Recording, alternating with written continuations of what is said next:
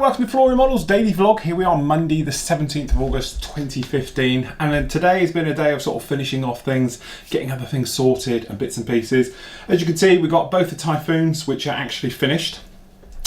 This Typhoon, to be honest, I've literally just finished photographing it, which is quite difficult. I've got some pictures which you'll see tomorrow, probably in tomorrow's show, of actually how I'm trying to photograph this. Needless to say, it involves a chair, a black backdrop, and some very creative angles, purely because it's just so big on its stand. Trying to photograph it as a standalone is exceptionally difficult. It's great to see it from a visual point of view, but from a photograph point of view, it is a complete nightmare. But needless to say, I've done a little video as well, so you guys, you see it down there, you'll be able to see the engines flickering on the back and with the lighting system and all things like that. There is some pictures, obviously you've seen them already, of it in flight when we had a nice day. Today obviously it was a bit cloudy, so I couldn't do it outside, but generally we're all looking pretty good there. So I'm going to get that edited up.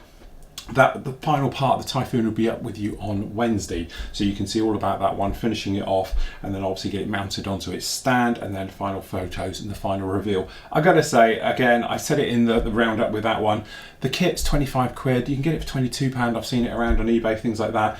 It's a bargain. Go and get one. Just if you are going to do it and you're not going to have a pilot figure in there, get yourself the resin cockpit, because that is a thing of beauty. So stick the Aries resin cockpit into this. Perhaps if you're not going to do my trick with the engines at the back, stick in the Aries nozzle set as well, because I saw Steve's and his looked absolutely fantastic. So that one is done, but today you've actually got part 14 of this particular guy up there. This finishes off using those, the GWH, or is HGW, one or the other, of the actual harnesses, things like that. We talk about it. We also then weather the engine. We do down here on the actual desk itself a very simple wash, which is made up with a bit of ink and acrylic airbrush cleaner.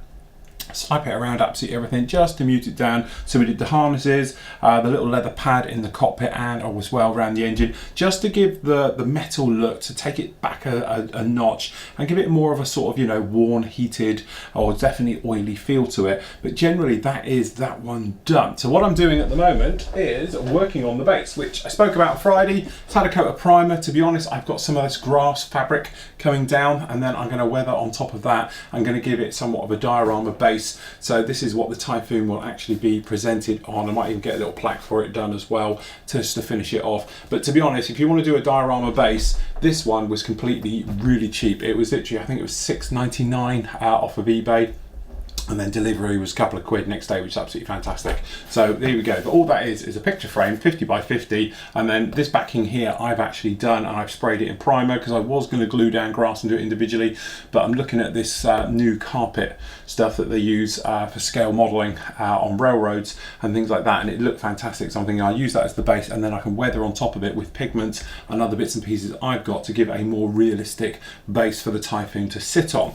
So I've got that one. And the great thing with it does come with, bear in mind it's got a protective cover on, an acrylic sheet. And the way I'm thinking about this is, if you used to stick something else to this, you can have multiple types, and then, you know, you could just change the backing for the particular type of diorama base you want. So if you wanted grass, you could do grass. You could then paint directly onto that, and you could have like a tarmac type base, and then obviously modern, old. So it does give you lots of choices to do it that way, and that way you've just got the frame, and then when you're out taking it to shows and that, you can just pick which one you want, because obviously storage of a 50 by 50 is a little bit over the top, because even I haven't got anywhere to put it.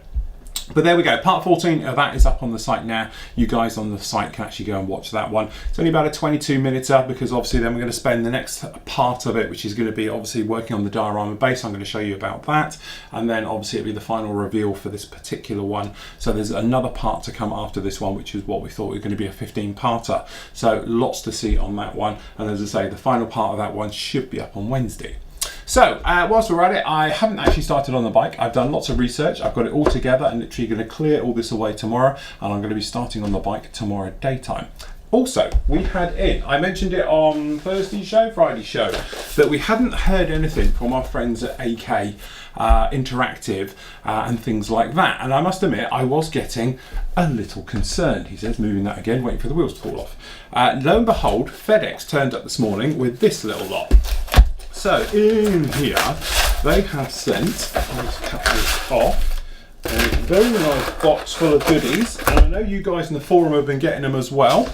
and they did apologise, but I actually got this lot. So they've put in here that obviously they had a fault, and they've admitted it, hands up, they had a production problem, but it's not with all their colours, okay? So it's things like their dark aluminium, okay, and when you look at it and shake it in the bottles, you can understand why. These seem to have a finer pigment, as opposed to, I think this is one of my worst ones, this stuff here, which takes forever. You could shake it like hell and not a lot even happens in here. It is that thick. But this is the brass, and I do believe they've sent in a new brass. And when you look at this stuff and you look at the pigment on this one and the way it actually just melts away off the side, is nothing like what this is. This is more like tar, even if you can get it to go. It's thick, it's gloopy, it clings, it just doesn't look anything like this one at all. Okay, so that is definitely an improvement. The other one as well, which one was the other one? It was horrible. It was really thick. I can't remember what it was now. Aluminium, is it this one? I don't know even which one it is now. I think it was the dull aluminium. One of them is particularly thick and nasty. I can't remember what it is. I don't want to get them confused between the two, old and the new. Which one was it? This is the thing now, I've got to try and find out which one is it. But we have one here, which was particularly thick and horrible. And this one is completely gone. This is the chrome one, which obviously has got very small particles.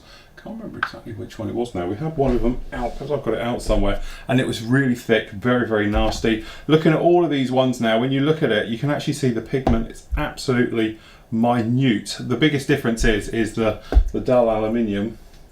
When you compare the two, I know obviously you guys can't see this on the camera, but you just look at it like this and it's chalk and cheese. This one looks thick, sticky, gritty. This one here looks so much finer and everything else. So literally it is that thing, guys. Pop into the forum, you'll see the guys in there. Get hold of AK, tell them you got a problem. Say you want from Flory Models, because they know about us now, and they have sent me a very nice letter, which I won't show you because it's got other bits and pieces on. But basically they're talking about how thank you for bringing it to their attention, thank you to the members of Flory Models for getting in contact with them, and they're sending it up, and they're all sending little goodie bags, as in stickers. And to be honest, I've got a couple of paint sets which we've already got, so these might be a prize next month. And then down in here they've also included a copy of their Aces High magazine as well, which is a very nice touch, okay, for them to do that as well. So thank you to AK. Obviously I'm going to go through these again and re-review them, which does put us on a thing now because we've got all the Vallejo colours in as well. There's no point me doing an on-test direct comparison between the two, because if we're honest, you know, these are lacquer based, all right, or what I call a hot product. Those are purely an acrylic, so you really cannot say and put them on a par with each other because they're not going to be as good. That said, I still have these two which are done. One is AK and one is Vallejo, and I have to say the Vallejo is as close as to the actual a metallizer one, a proper metallizer, a hot one that I've seen in a long, long time. But as I said, I'm going to do a full review on the new Vallejo ones, which I'm going to do this week, and then I'm going to come back next week, and then I'm going to do another full-on test, and we're going to try and mask it. We're going to do all those things. We're going to try and polish it and all the bits and pieces with all the colours as well. So I'm not just going to do one colour like we did before. I'm going to go through the complete range, get some plastic card out, prime it, spray it, and we're going to see exactly what we get with this stuff. But I must say thank you to AK. Thank you to Fernando, I've been speaking to. I know a lot of you on the forum have been speaking to him as well. He's been a top guy and sending us all out freebies and goodies and that. 'Cause I know some of you got paint sets, you've all got magazines and various bits and pieces. So a big thank you to him, and thank you to AK for sorting us out. Just remember, get in contact with them, say you're with Flory Models, and they'll sort you out in the right direction. So that's about it for today. Tomorrow we got the live show. No Sid, unfortunately he's doing something that's far more important than it is here. So it's just going to be me and Steve on tomorrow night. So till tomorrow everybody, happy modelling and take care.